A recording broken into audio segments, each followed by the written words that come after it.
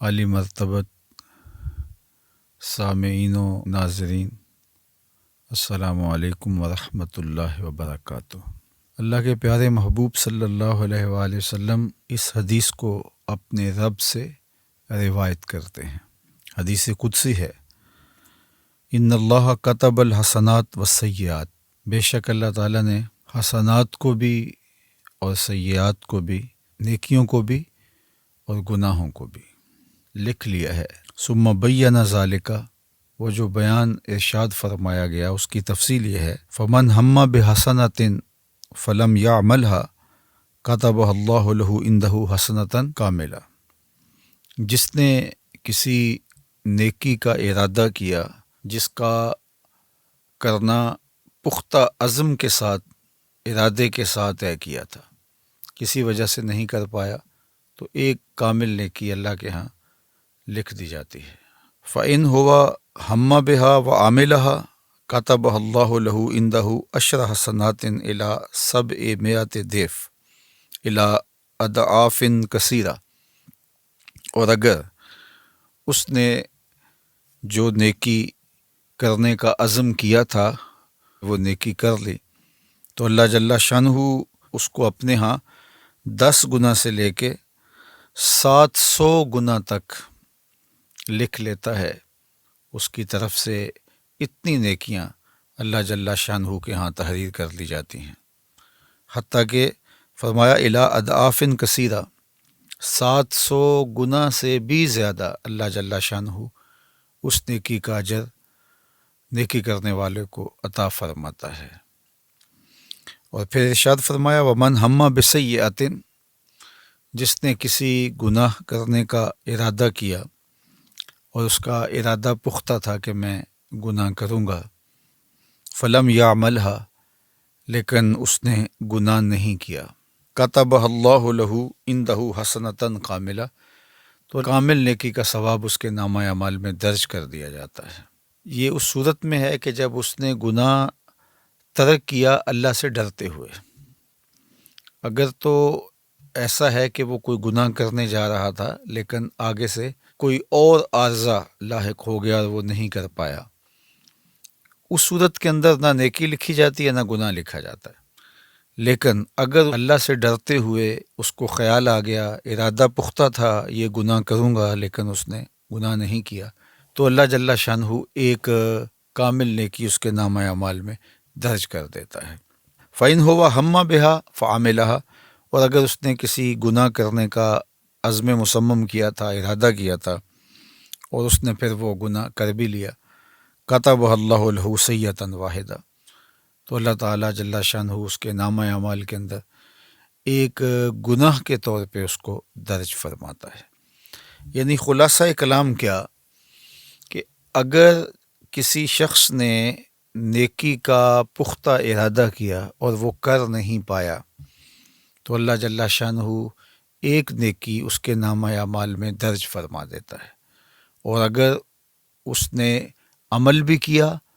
تو 10 نیکیاں، 700 نیکیاں یا اس سے بھی زائد اللہ تعالیٰ اس کو عطا فرماتا ہے۔ اور اگر اس نے گناہ کا ارادہ کیا لیکن وہ گناہ نہیں کر پایا،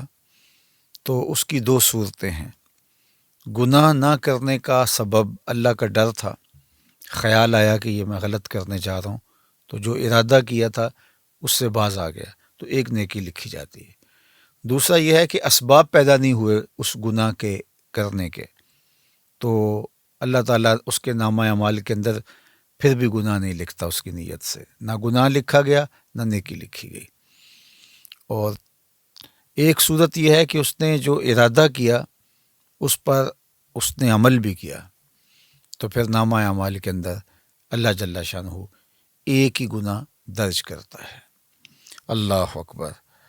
اور اس پر حضرت ابو ہریرہ رضی اللہ تعالی عنہ سے ایک روایت مروی ہے، وہ سماعت کر لیجیے، اور وہ بھی صحیح بخاری میں ہے۔ جو میں نے روایت آپ کے سامنے رکھی یہ بخاری میں بھی ہے، مسلم شریف میں ہے، اور یہ صحیح بخاری میں حضرت ابو ہریرہ رضی اللہ تعالیٰ عنہ روایت کرتے ہیں، اور یہ حدیث بھی حدیث قدسی ہے، اور امام بخاری نے اس کو اپنی سند کے ساتھ روایت کیا ہے کہ اللہ جل شانہ ارشاد فرماتا ہے اذا اراد عبدی، جب میرا بندہ ارادہ کرتا ہے ان یعمل سیئۃ، کہ وہ گناہ کرے، فلا تکتبوها علیہ، تو اس کے نامہ اعمال میں اس کو درج نہ کرو، حتی یعملہا، یہاں تک کہ وہ گناہ کر گزرے۔ فإن عملہا فاکتبوها بمثلہا، اگر وہ گناہ کر لیتا ہے تو پھر اس کی مثل ہی لکھو، یعنی ایک ہی گناہ درج کرو اس کے نامہ اعمال میں۔ وَإِن تَرَكَهَا مِنْ أَجْلِي، اور اگر وہ اس گناہ کو میرے لیے ترک کرتا ہے، فَاكْتُبُوهَا لَهُ حَسَنَةً، تو پھر اس کے نامہ اعمال کے اندر وہ نیکی لکھ دو، اس لیے کہ اس نے میرے ڈر سے، میرے خوف سے گناہ کو ترک کیا۔ یہ اللہ جل شانہ کی کرم نوازی ہے اپنے بندوں پر کہ نیکی کی نیت کرنے سے ایک نیکی لکھ دی گئی، کی تو 10 سے لے کر 700 گنا تک، بلکہ اس سے بھی زیادہ عطا کی گئی، اور گناہ کا ارادہ کرنے سے نامہ اعمال میں گناہ نہیں لکھا گیا، اور اگر اس نے اللہ کے ڈر سے اس گناہ کو چھوڑا ہے تو اس چھوڑنے پر بھی اس کو اللہ تعالیٰ نیکی عطا فرماتا ہے۔ تو یہ اللہ تعالیٰ جل شانہ کی کرم نوازیاں ہیں جو اپنے بندوں کو نصیب فرماتا ہے۔ اور آپ اس کو یوں بھی کہہ سکتے ہیں کہ جب وہ گناہ کی سزا عطا کرتا ہے تو اس وقت ضابطۂ عدل کے مطابق کہ ایک کیا ہے تو ایک ہی اس کے نامہ اعمال میں لکھا جائے گا اور ایک کی ہی اس کو سزا ملے گی، اور جب وہ کسی نیک عمل کی جزا دیتا ہے تو وہ عدل کے ضابطوں کے مطابق نہیں، فضل کے ضابطے کے مطابق، کہ ایک کو 10 سے لے کے 700 گنا تک عطا فرماتا ہے۔ تو یہ اللہ کی رحمتوں کے برستے ہوئے رنگ ہیں، اور ہمیں ماہ صیام میں بھرپور نیکیاں کرنی چاہیے، اور نیکی کا عزم مصمم بھی نامہ اعمال میں نیکی کے درج ہونے کا سبب بنے گا، اور گناہوں سے مکمل اجتناب کرنا چاہیے۔ اللہ ہمیں گناہ کے عزم سے بھی محفوظ فرمائے، اور اگر شامت نفس کی وجہ سے، شیطان کی وجہ سے اگر کبھی عزم پیدا ہو جاتا ہے تو اللہ تعالیٰ ہمیں اپنی خشیت کا نور، اپنے خوف کا جمال عطا کرے، اور ہم اپنی زندگی کو کلیتاً گناہوں سے بچا لیں، محفوظ کر لیں۔ اللہ اس ماہ صیام میں ہمیں سچی توبہ کی توفیق ارزانی فرمائے۔